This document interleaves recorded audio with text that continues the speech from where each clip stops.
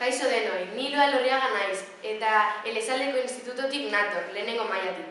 Gaur aurkeztuko dizuedan liburua Kokodrilo azpian da, eta Maria Sunlandak egin du.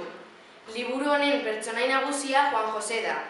Juan Jose egun batean altxatu egin zen normal bezala eta zapatillak jartzera joan zen.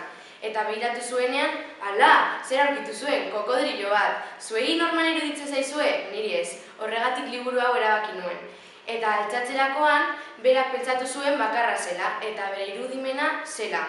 Orduan, lanera joan zen eta berak normalean egiten zuena hasi zen egiten. Eta bere lankidei komentatu ziren, eta eurak ez zuten sinesten. Eurak uste zuten, berak txorotuta zegoela. Juan Joseri, Elena izeneko laneko neska bat gustatzen zitzaion, eta berarekin komentatu zuen.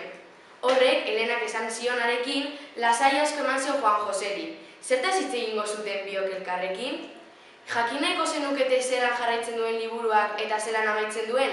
Nahi baduzue, hemen dikozue liburua eta rekomendatzen dizuet. Eskerrik asko!